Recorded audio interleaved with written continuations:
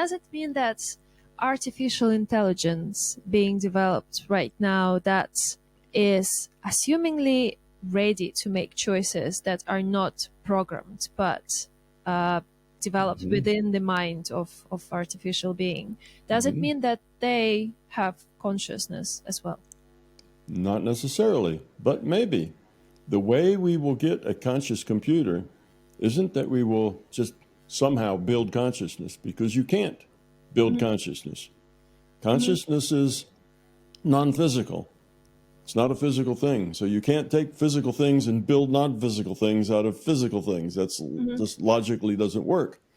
So what happens is that you can make an avatar that has a decision space. And if that decision space is something that would help consciousness evolve, then the larger consciousness system will log on to that and play that part, just like it does with us. Okay, so here we evolved out of biology. We ended up with a decision space to make choices. So a consciousness logs on and makes our choices. We have a computer. And if that computer has two things, and that's, remember, consciousness is awareness with a choice. So if that computer has free will, choices that it can make, and that's not hard. Creating free will with a computer is an easy thing to do. We do that often. That just means that the computer has choices that it can make. And we do that with things called neural nets. If you have a neural net, you can program it such that the computer learns. Through its experience, it decides what kind of choices it's going to make. So neural nets then have free will, particularly a very complex neural net that is so complex that it no longer has a direct line of because of this, then this, because of that, then that. It kind of loses. Nobody knows why it makes the choices it does. It just makes those choices because that's what its internal things have come to decide to do. So that's free will. But what's more difficult is awareness. So it has to be able to be aware. So now when you have something that has an ability to make meaningful choices, and it can do that with a neural net that gives it free will, then it's a matter of whether the consciousness system thinks that's an avatar worth logging on to. Because you see, interesting, yeah. You see, this is a virtual reality. You're making your computer is part of this virtual reality. Your computer is just information, just like your body is information that's being computed in a virtual reality. So when the computer says, "Oh, that silicon-based system there can make really interesting choices. I'll have a piece of consciousness log on and make those choices for it." Now you have a conscious computer, just like you have a conscious human being. A conscious human being is just a carbon and hydrogen-based avatar that has has an interesting decision space. So a piece of consciousness logs on and makes its choices. Well, what's the difference between a hydrocarbon-based avatar and a silicon-based avatar? There's no difference. As far as the system's concerned, if it makes interesting choices, then it'll probably pick something to log on to make those choices. Now, it will be conscious. And now if you take that conscious computer, which has a piece of consciousness that's making its choices, if you pull the plug or destroy it, well, what happens? Same as it does with us. Consciousness, moves off back into consciousness, and it may, if there's more of those computers built later, it may reconnect. So that means that computer has a soul, if you want to call that consciousness a soul, that can't be destroyed, because consciousness is not physical. You can't destroy it by blowing it up or whatever, just like you can destroy the avatar, but you don't destroy the consciousness. So that means that if we die, our consciousness is not destroyed. Right. We lose the avatar, the body, and then we log back to the big consciousness system source, and then what? We Okay. reincarnate. Yeah. We choose to do the same thing as we did, or we choose to participate in other realities. Okay. We'll What go. Let's happens? go around with that. We'll take the life-death cycle and kind of explain it. These individuated units of consciousness, that's a IUOC, individuated unit of consciousness. That's like you and I, okay?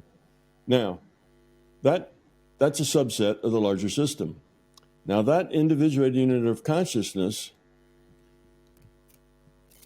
will take a piece of itself, partition it off. I call that a free will awareness unit. It's just a subset of the individuated unit of consciousness, and that free will awareness unit is what's really logged on to the avatar. So there is big consciousness, We then have, there is individuated piece of consciousness, and and then then there there's a is free free will will. awareness, free will awareness unit. So Okay. they have these three different levels. Each is a subset of the other. Larger consciousness system's the main thing. That's the big thing. A subset of that is the IUOC, and a subset of the IUOC is the free will awareness unit.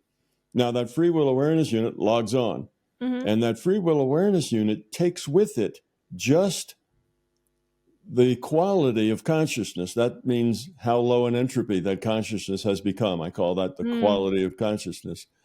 It takes the quality of consciousness of the IUOC with it. So as that consciousness evolves, okay, its entropy lowers, its quality goes up, and when it dies, that doesn't go back to where it was. You know, otherwise there'd be no progress. You couldn't Yeah, yeah. evolve. Evolution has to be, you know, it has to keep affecting itself. So it takes that, and that's all it takes. It doesn't take memory. It doesn't take history. It just takes the quality of the individuated unit of consciousness, and that logs on. So as far as that free will awareness unit goes, when it has its first experience, say in utero, of that new avatar, that's its first experience. So it believes that it is that avatar because all of its experiences are the experiences of the avatar. You see? I see. So we believe that we are a human being. We are that because all of our experiences, even from before we're born, and are that. Now, why is that? Why doesn't it bring all of its memory, say, from, well, let's go through the cycle first, and then we'll talk about memory. All right, so then we have this free will awareness unit. It plays the avatar. Avatar goes old. Avatar dies. As the avatar dies, that partition between the free will awareness unit and the individuated unit of consciousness starts to be taken down. They're no longer two separate things. There's not a partition between them. They reintegrate. And the individuated unit of consciousness has done this many times. So it's the accumulator of all the various lifetimes. So when we are there, when we lost the avatar and we connected back to the individuated unit of consciousness, does it mean Right. that now we recollect all the information or memory about all the past lifetimes? Well, here's sort of. Think of it this way: the free will awareness unit doesn't persist. You know, you might think it dies, but it's a matter of the partition's just taken down. So now that part of the IUOC just is the IUOC again. So nothing really dies or goes away. It's just that this subset no longer exists. So that subset is Tom Campbell. Tom Campbell then dies. That subset disappears, but the consciousness continues. That the IUOC continues now. So immediately the awareness starts to change. You wouldn't have an awareness that would go wham, you know, from one thing to another. That would be a jolt to the system. So it takes, you know, it slows down a little bit. So it's like this: when you die, when you first die, you become aware that you still exist. Okay. Now, aware that you still exist, but you're not really sure what or how or where you don't have any context anymore in which to define your reality. Okay. So what happens then is there's a transition reality. It's another virtual reality that's created just for this transition to take place in. So you at the very beginning are aware of the past life. Oh, I just died. Maybe it's an automobile accident and suddenly you died and you've got 3 infants in the car that were your babies and you're thinking, oh, what about them and what happened to them? And so you immediately have that, but it begins to fade, just like dreams fade. Oh. When you're in a dream, you're also in a different virtual reality. The dream reality is a different virtual reality. So your life that you just lived begins to fade. At first, it's right up there in your face and you're aware of it all, but then not so much, and then a little longer, not so much. And just like your dreams, when you wake up from a dream, particularly something that really was an outstanding dream, something that was a big deal dream, then immediately everything's perfectly clear, but even 10 or 20 seconds go by and it gets fuzzy. And 2 or 3 minutes go by, it gets fuzzier. And by an hour or so, you still maybe have the major parts of it. And then it kind of dissipates and you think about it a week later. That's so sad. Well, it's not sad, actually. Let's look at the whole system now. So that goes away. Now, you become more and more aware of yourself as part of the IUOC. Okay, because you really have been the individual unit of conscious all along. So now you look at that lifetime. The reason that you're here is to evolve. That's your point of being here. That's why you logged on. So now you look at that and say, well, okay, in the last 10 lifetimes, I've had really trouble with anger management. I just get angry and it causes me to do all kinds of things. I need to work on that. So you think about it a little bit. If you like, you can have you can go through look through some of your past lives and see. So immediately. So you have access to these databases of your past lives. You have your transitional reality. Yes. So that IUOC has all the information from all the lives all the time. The free will awareness unit doesn't, because that would be just too confusing. To have all of that information all the time would be an overload. Here you would be, with 10,000, wives and families and, 50,000 children that were all meant, so much to you. And, it's just too much. You can't do that. Besides, you want a clean start. You don't want to be stuck in the same traps that you were stuck in before. So you want to let all that go and start over where your reactions are just you reacting according to your quality, because that's a better way to do it. So in the beginning, as soon as you die, you find yourself in a transition reality. That transition reality is really just a place to let you let go. So there's not much going on there. There's processes. You may be told to go stand in a line and process in or this or that, but it's just stuff to do to give you a chance to let go of the previous thing and to start to realize that now you are something else. And then eventually you'll say, well, I need to do something, I need to learn, I need to grow. And you may go deal with this anger. You may, let's say you're in the beginning parts of this process or even the middle parts. And somebody says, well, okay, now, what do you want to do next? And you may say, well, I don't want to do anything next. And they'd say, that's okay. You always have free will. You don't have to do anything. But you may say, well, yeah, okay, I'm going to have another lifetime, another go. But, well, I want to have something different because, the only reason that I didn't do really well was because of such and such, And you may then do a life review. And they may say, well, let's see about that. And you go back and you realize that it wasn't your environment that created your problems. It was you that created your problems.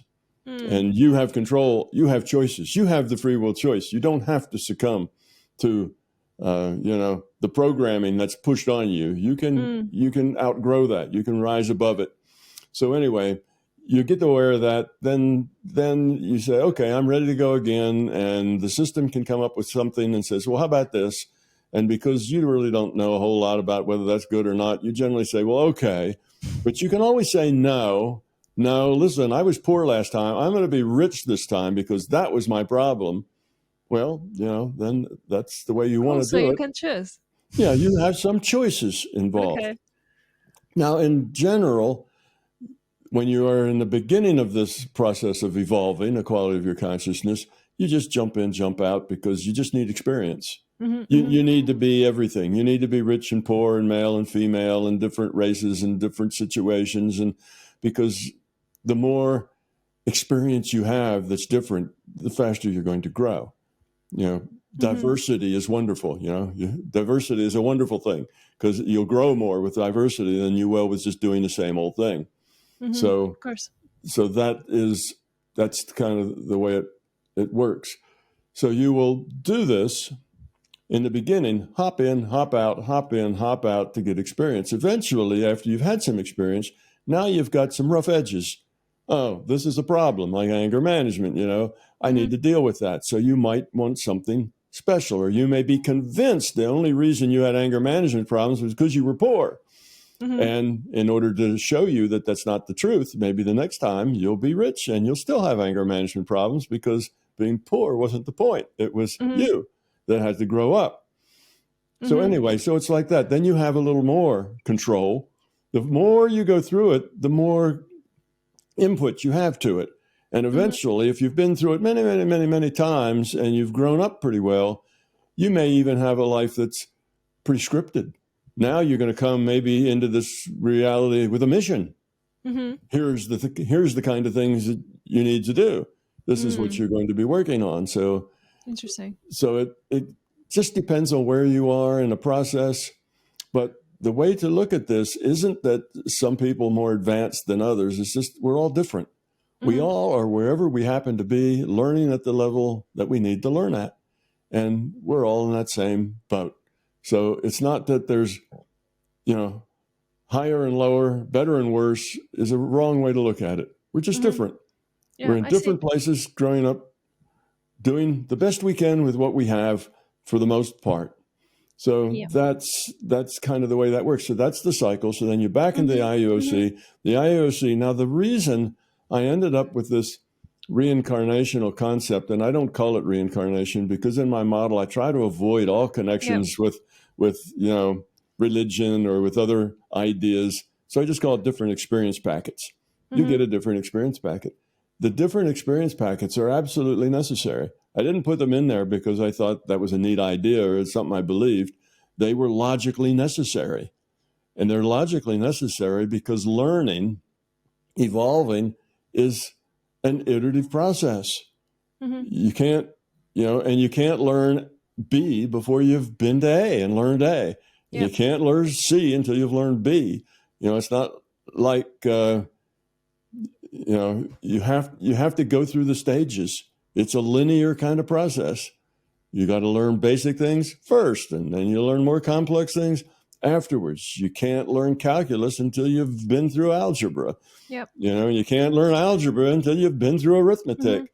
So it's like that. So you changing who you are, getting rid of your fear. This is what you're trying to do. Getting rid of your fear, become love. That's a hard thing to do. It changes who you are. You have to see the world differently. You have to become different.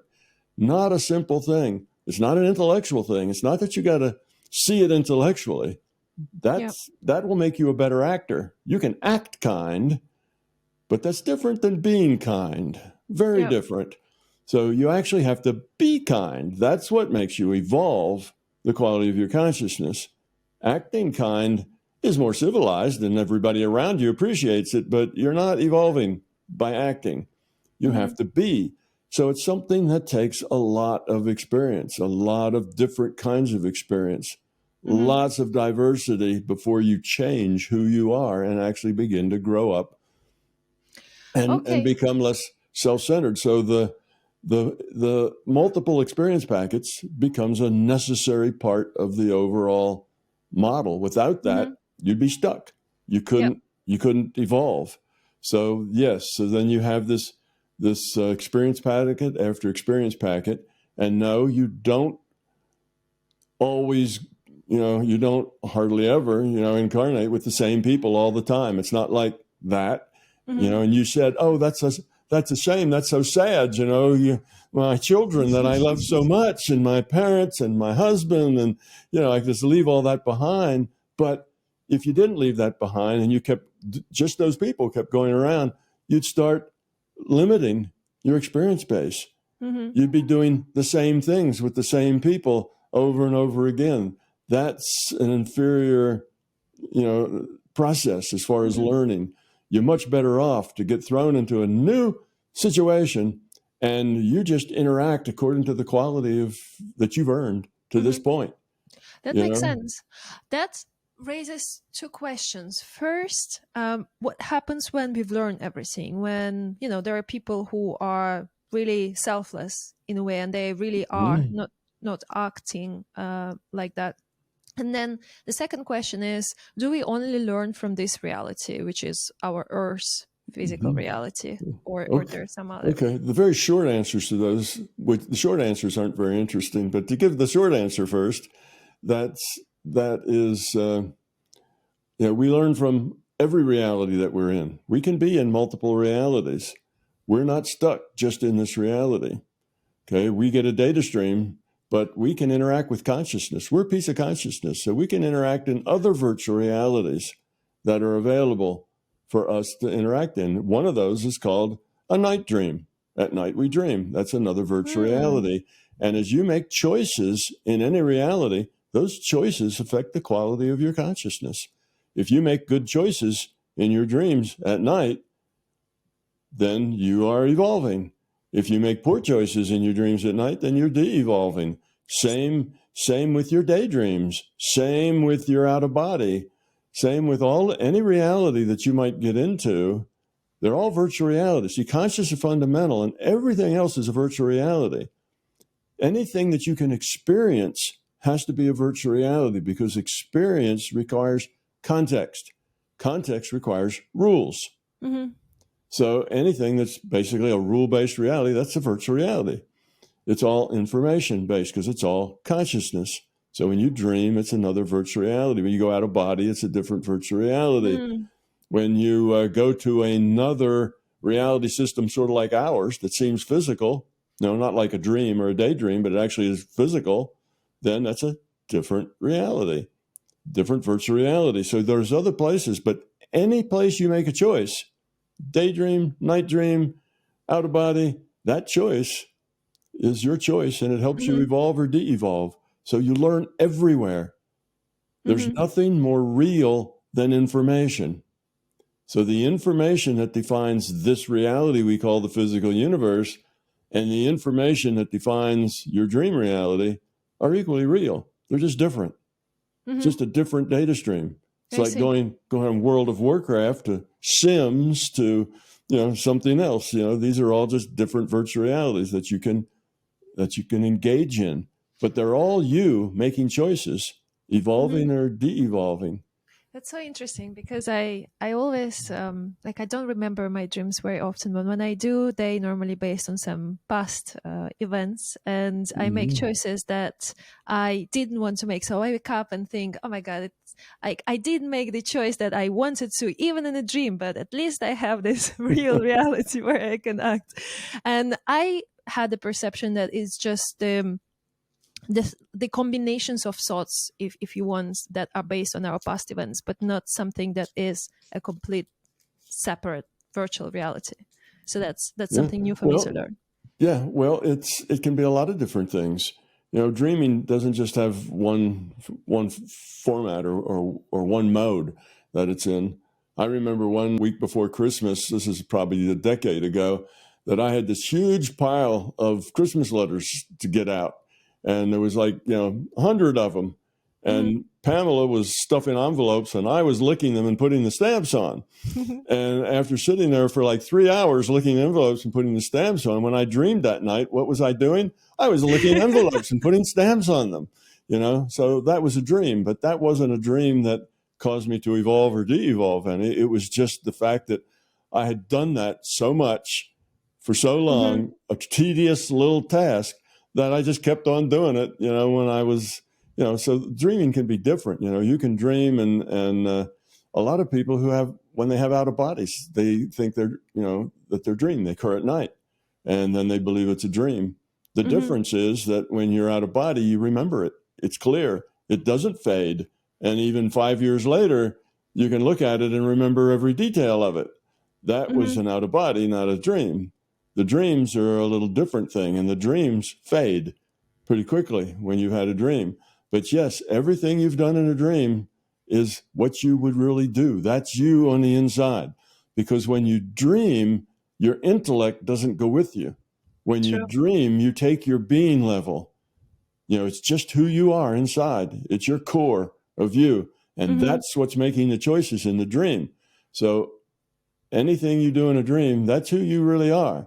When you act here, you have this intellect that considers, oh, that wouldn't be polite. Oh, that wouldn't be a good idea. I shouldn't do that. That would be wrong. That's your intellect coming in. But who you really are is what you do in your dreams, because that intellect isn't in your dream unless you have if your intellect's in your dream, then you call that a lucid dream. That's a different dream. That's a dream where your intellect is with you. Yeah. But I see. Most dreams are not lucid. They're just dreams. And when they're not lucid, they fade, and they are absolutely who you are. The choices you make are just you. So if you do something terrible in your dream, well, then you're capable of making that terrible choice. That's a choice you would make. So that's part of what makes dreams such a valuable place to learn. You see, we learn all the time. We learn when we're here awake. We learn when we sleep and dream. We learn day and night. It's like it's all the time. That's a wonderful place to learn, because you don't have this intellect that is acting out an image of who you think you should be and how you should be. See, that's the part that acts kind rather than is kind. That's the actor. That's your image. Oh, I wouldn't do that here because, that wouldn't be a good thing to do because I'm polite and I learned that from my culture. Well, that's one thing. But if you do it in your dreams, then you would do that because you don't have that. Sense. Yeah, you don't have that part. So the dream becomes an excellent place to learn and to grow. And it's partly when sometimes you get dreams, they're tests. You get tested by the system just to see where you are, what you're ready for next, what kind of challenges you're ready for. So they'll give you a dream where you have to make choices. And by the choices you make, they know that's really you. They're not talking to your ego, and they're not talking to your beliefs, because they're all in that intellect. That intellect that programs you to be polite, that's your fear and your ego run that intellect a lot. They inform that intellect a whole lot. But when you're in your night dreams, you just are who you are. Okay. So I want to talk about out-of-body experiences, because this is something that I've never experienced myself, and maybe listeners also haven't done it. So I want to talk about this, and I want to talk also about this in connection with the dreamlike states, because every I guess my understanding is that every state of altered consciousness, be that our awakened consciousness or our dream consciousness or out-of-body experience, is characterized by certain brain waves, and that's how, at least from the outside-in perspective, we can determine which state we actually are.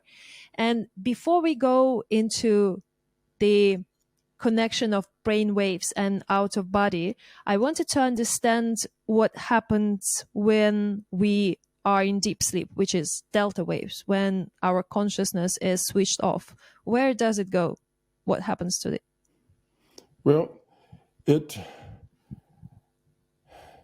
depends. Again, it depends on who you are, how many times you've been around this circle, how much entropy you have gotten rid of, and so on. Different people act differently, but for most people, when they lose consciousness, okay, that's their intellect no longer has any input. It doesn't necessarily mean that their consciousness is gone. It just means their awareness of the consciousness is gone. Okay, so the consciousness may still be active, but it's no longer including the intellect in what it's doing. But consciousness is awareness with a choice. If I have no idea of my awareness, then which choices can I make? You may be making choices. In other words, your intellect isn't the only thing that makes choices. So you define yourself as an intellect. And if your intellect is gone, well, maybe somebody's, giving you gas and putting you out for a procedure that they're operation, and you're giving anesthesia. Well, now your intellect is no longer engaged, but you might have an out of body while you are unconscious, and that out of body, you may watch yourself being operated on. So you may be aware and you may be thinking and you still may be making choices, even though you're totally unaware as far as your conscious, your intellectual awareness is not participating. But it doesn't necessarily mean that your consciousness is not doing anything. Okay.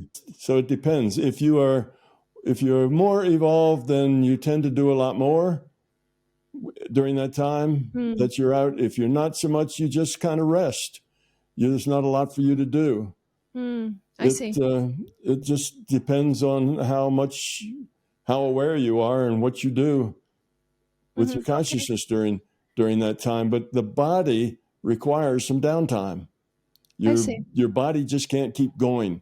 It requires, this physical electromechanical machine that we've got here requires for the trash to be taken out every once in a while, and it needs to recuperate and Cool rebuild. down. It just needs to take care of its biological business, and you need some sleep for that.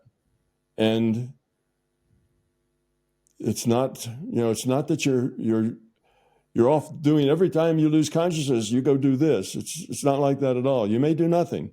Okay. It may just be a blank period, or you may do things. You may be aware and you may be interactive. So it kind of depends on the level of that awareness. That's why I say it kind of depends on where you are in the evolution game, because if you're more aware, then you're not as limited to just your intellectual viewpoint. You've got other viewpoints that you can work with.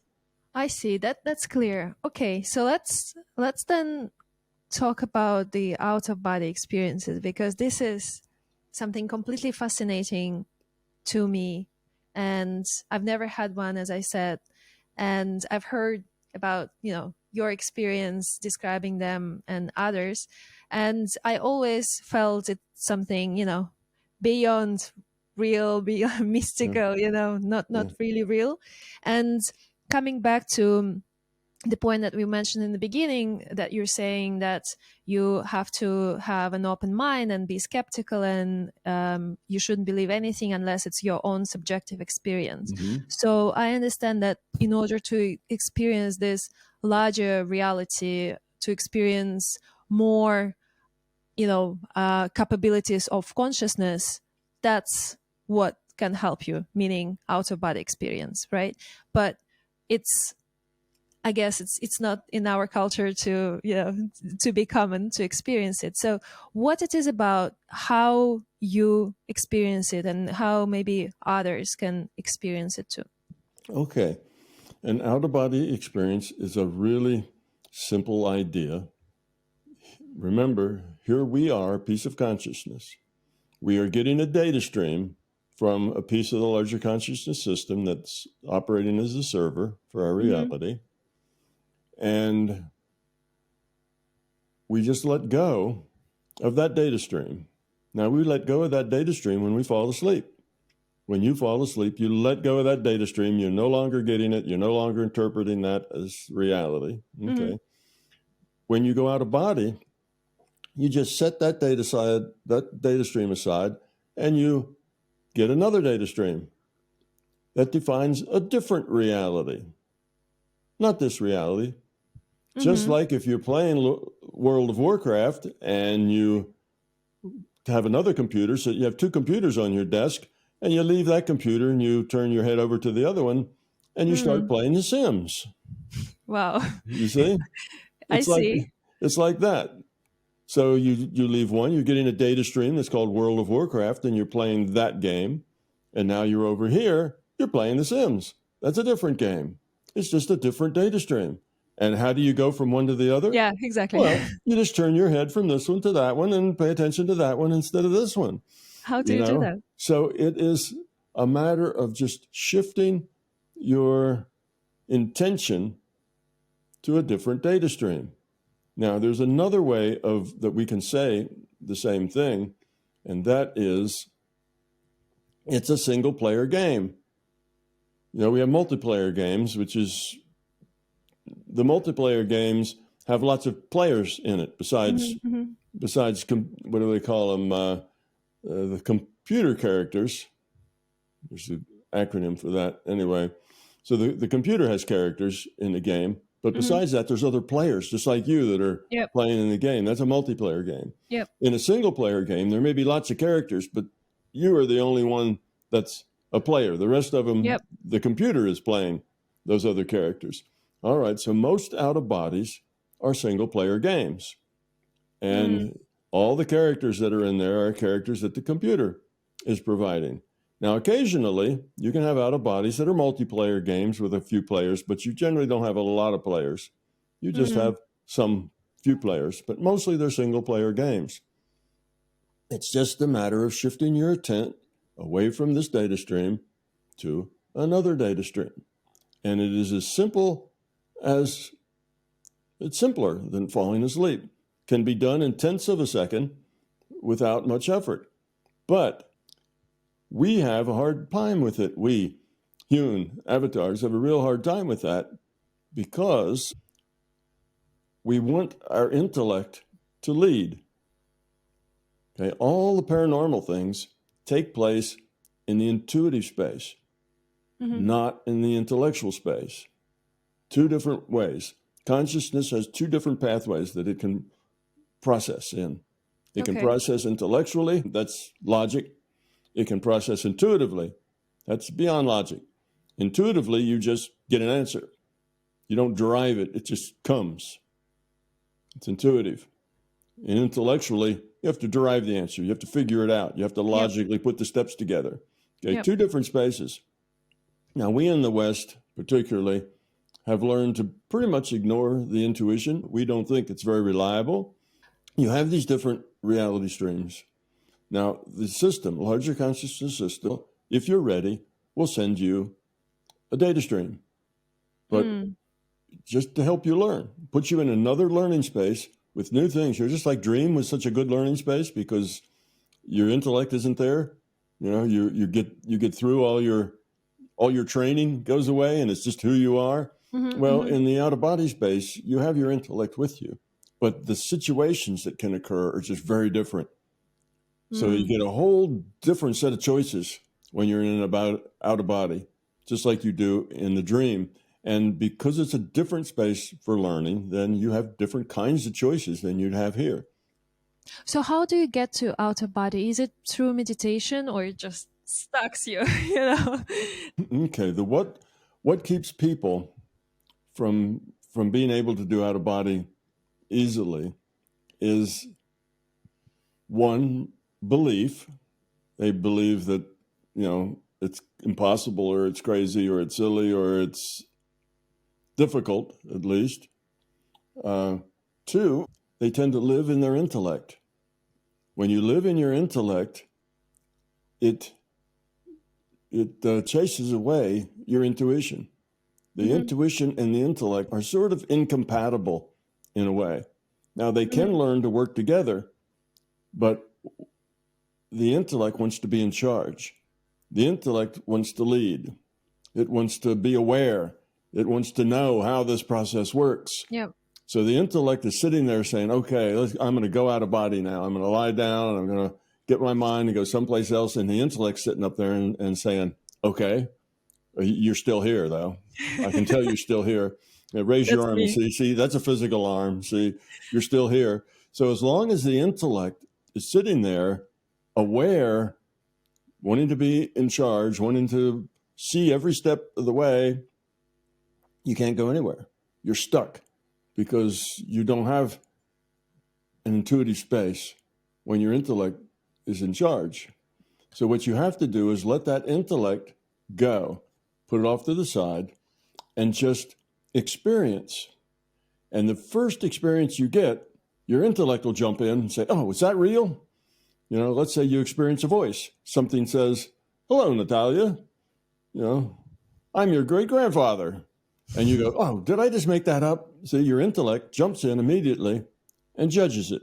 Is it real? Or did you just make it up? Well, that crashes it. It's gone now because the intellect jumped in.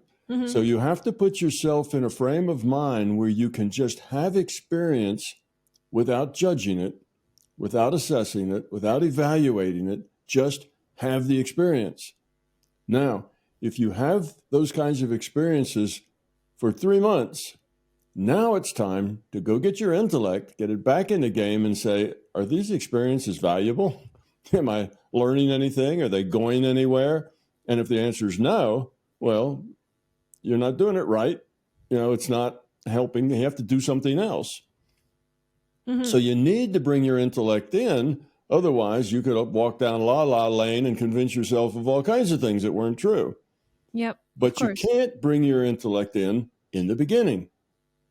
Mm-hmm. In the beginning, you just have to experience and let it go, and experience and let it go, and keep doing that until you have this whole basket full of experience. Now bring your intellect in and judge the experience of whether it's useful or not whether it's true or not, because truth is not the point. Asking, is this true, is the wrong question. Information defines reality. What's true? Is this virtual reality true? You know, is what you're saying, well, is that true or not? It's information. Now, information can come from 3 sources. Information can come from the larger conscious system. It can come from some other individuated unit of consciousness, and it can come from yourself because you're consciousness and you can create information. So the thing is, you want to know that what you're getting is not coming from yourself because you call that my imagination. Imagination, exactly. And you say, oh, it's just my imagination, like because it's your imagination, it's not real. It's some kind of inferior thing. Okay. Well, that's not true. All information is equally real. All information is equally real. You can make choices based on that information. You can evolve and de-evolve based on the choices you make. All information is equally real. It's just information. So how do you separate these 3 sources of information? It has to be one of those 3. It's the only 3 sources there are. How do you know which is which? You can never know with certainty. With experience, you can know pretty well, but never with certainty. But you can be a 99.99 because you've had a lot of experience and you know how this information comes and where it's coming from just through experience. But when you're a beginner, you don't know. You can't know with certainty at all. I see. So I know that this experience can come from meditation. This is I guess, one of the most common pathways for letting go of intellectual mind and trying to bring yourself into intuitive space so that to open yourself up to these different data streams. Now, I've been doing your program that you've developed with the sound waves that help you to immerse into this meditative space better. And I've been doing it. I'm really loving it, but I'm still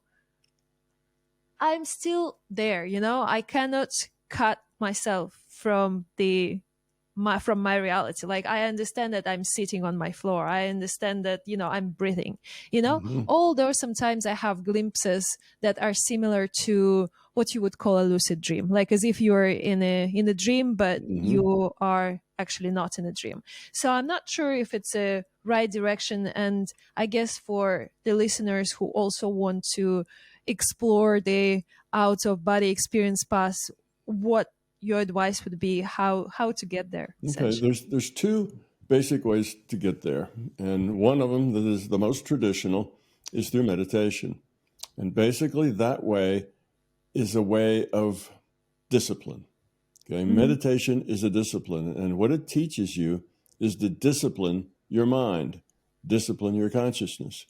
The idea is to be able to sit quietly and empty your head of thoughts so that you have no thoughts, and when stray thoughts come in, you gently put them aside and go back to no thoughts, and you keep working on that until you can stay for as long as you like, an hour, 2 hours with no thoughts in your mind. No thoughts ever come through. You just sit there with no thoughts. That is practicing mental discipline.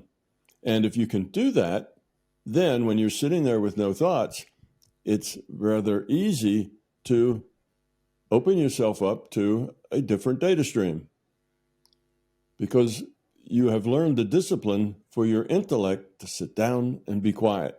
Now your intuition can go play. Your intuition can go off and do something. If you have enough discipline, your intellect won't immediately jump in and say, oh, what am I doing? Is this real? You see, that ruins it. But that happens if you don't have good discipline. So learning the discipline of meditation is just basically to help you keep the intellect sitting down, being quiet, letting you have an experience so that every experience you get, you don't immediately judge it and analyze it. Particularly the silly, is it real question. Yeah. Of course it's real. It's information. You're getting information. What you don't know is what's the source. It could be you. But the thing is, you have to have the mindset that says it doesn't matter what the source is. I'm just going to follow this information and engage it. It's important. Engage everything. So you're sitting there and you see something silly. You see a big pink rabbit, leaning up against an 8-foot tall daisy. And it seems like it, did I see that in a cartoon someplace? And if you just dismiss it, well, that's just junk. Well, see, you've missed the opportunity. You need to engage it. You need to connect with it, talk to it, become the rabbit, become the flower. What is it like to be a big pink rabbit leaning against a flower? You have to engage everything because the system will give that to you. It's like bait on a hook. And if you are not disciplined enough to engage it without your intellect jumping in, then you're not ready. Okay. But if you are ready and you do engage it, just to have an experience, right? An experience with no expectation. Even if it's a silly experience, it doesn't matter. Just have an experience. And then you have to practice with just engaging and having experiences to the point that you can judge them later, but not initially. But your intellect wants to judge it initially. Yeah, that's why you need the meditation to discipline your mind. Now, that's one path. That's the traditional path. Okay. The other path is something very new. And it's a technology that I just put out a year ago. It was just before Christmas last year. And it's called Tom's Park. And what it does is it gets rid of this problem that people have going out of body because they have there's this sudden change. It's like I'm here and now I'm not here, I'm there. So there's this dividing line, here's over on this side and there's on that side. And crossing that dividing line is very difficult because people can't do it without their intellect getting engaged in that process. They just can't do it. It's the same reason some people have trouble falling asleep. When you fall asleep, you have to let go of here and just disappear. And if you keep clinging to that here and your mind keeps racing around, then you can't go to sleep. So this is like that, except you're not sleeping. You're still awake. You just need to let go of here. Tom's Park is another thing altogether different than meditation. What it does is it uses your imagination. Your imagination is one of the three ways that you can create, get information, one of the three sources of information.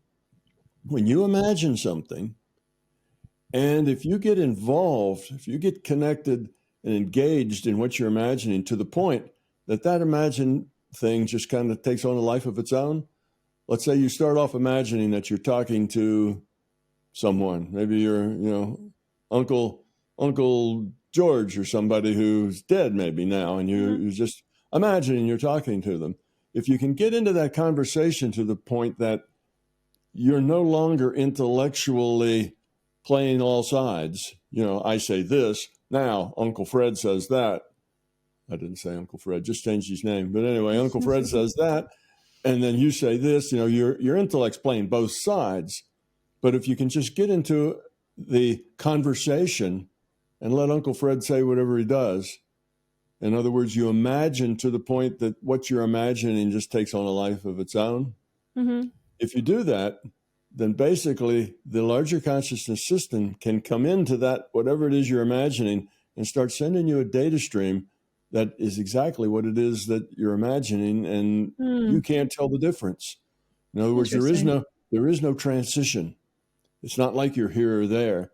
You can be 80% in your imagination and 20% getting a part of a data stream, or just the opposite, 80% getting a data in a data stream. You don't know. There's no way for you to tell, because the system can send you data that mirrors what it is that you were imagining exactly.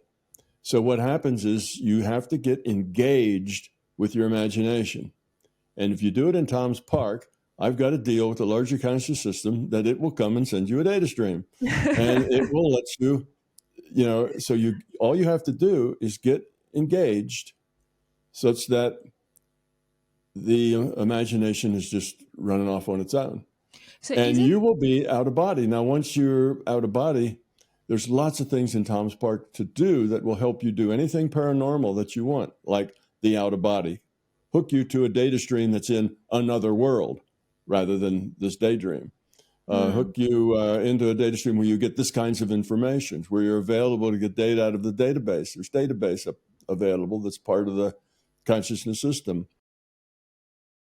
All of these things become available to you because I've got things in Tom's Park that help you do this, that help you teleport to where you want to teleport to, that help you remote view, that help you get health data on yourself or on others. So I have different kinds of technology built into Tom's Park to help you do all the paranormal things and to help you have a good time. Plus, I have a lot of physical things to do there, like any park. You can swim, you can lie on the beach, you can have recreation centers, you have places to walk and hike.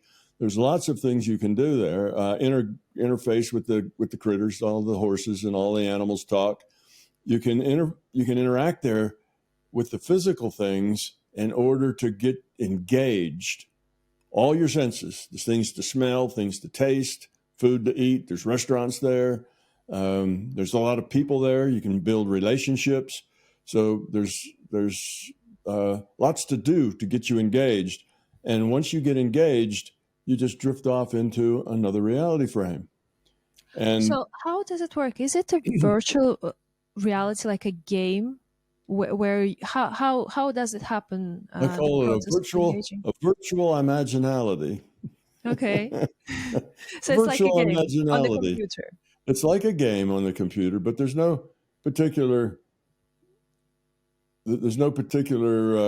lots of things to do, but there's no way to win or lose at the game. It's got nothing like that. To be rather than to do. Yeah. So it's a being thing. But if you read about it, it's a little thin book. It's only about 60 pages, and it's called Tom's Park. You can get it wherever you buy books. You get it from Amazon or whatever. But it's a little expensive. But it's not just a book. It's not a book to read. It's basically a training course, and it's an iterative training. If you go to Tom's Park 10 or 20 times, it'll get easier and easier and easier, and pretty soon you will be able to shift into another reality frame just because you want to. It'll be simple. So you start training rather than train through the discipline method of meditation. You're training through an imagination method, and it works very well. And the reason I created it was because in the courses I give that teach how to do paranormal things, maybe that's the course you were taking. I teach about mind-to-mind communications and getting data out of databases and all that different stuff. In those courses, there's always a set of people who are very left brain, very logical oriented people who just can't get there because they can't get their intellect to sit down and be quiet. So I made this other path that these people who have trouble can go, and they also have trouble with their imagination. But, but imagination is something you can build. It just takes some practice. So you may have to go through it 10 or 15 times or so, playing in the park. There's lots of things to do there. If you want to play volleyball, well, there's always a bunch of staff will come out and fill up all the other positions. So you can play volleyball if you want. If you want to go dancing, you know, there's partners and music and things to dance. There's just lots of things to do there that are engaging. Okay. And eventually you learn to let your imagination run wild. You just go there, you start something, you get on your jet ski and start driving through there's a course there that for the jet ski, and you just let your imagination run as it does. And then you can go up to the very special places that are in the lodge travel agency that takes you on trips. You want to go to a spaceship? You want to Wow. beam up to see an ET? You know, you can beam up to see an ET. You know, you want to go backwards or forwards in time, you can do that. So there's a lot of stuff there that you can do, and you'll find out what all this stuff is by reading the book. So it's really a training course for developing your intuitive side. And what's good about developing your intuitive side is that, you know, we spend our lives developing our intellects. That's what we're doing when we start kindergarten. We start memorizing things and we start developing our intellects, but we don't spend any time developing our intuition. So our intuition is ratty just because we never develop it. But when you do take the time to develop your intuition, you find out that it is just as accurate and just as reliable. And I say that just because otherwise people wouldn't believe me. Just as accurate and just as reliable as your intellect. But the fact is, it's more accurate and more reliable than your intellect. It's a very reliable, something you can depend on. When you don't develop it, it's ratty and hit and miss, and you know, because you're mixing your intellect with your intuition, and it all gets mixed up, and you're just guessing. Your intellect's guessing. It's not really your intuition at all. It's your intellect guessing. But that intuitive space is a space that's really not that hard to get into. For instance, you read a really interesting book, you drop the data stream that defines this reality, and you pick up a new data stream that's defined by the text in your book. True. You're Or not movie. paying, or a movie. You're not paying attention to what's around you. All the things going around you, the other people, the other things, the noises, you don't pay any attention to that. You're reading a really good book. People can be walking back and forth, behind you, and you don't know they're there. You're absorbed. So what you've done is let go of this data stream, but you've picked up the data stream defined by the book. Now, so see, it's not hard when you, an intuitive thing, when you touch type, you type on a keyboard, you learn, you don't say, oh, here's the T key, all right, now where's the other one? You don't hunt and peck. Your fingers just know where to go. How do they know where to go? Well, it's because you've now been able to type through the intuitive space, right? And it's not that hard. You don't have to meditate before you type. Oh, let me get into a good meditation state so I can type, and so my fingers will know where to go. What do? You just shift. You just immediately shift into that intuitive space, and it's very natural. Well, going out of body eventually gets just like that.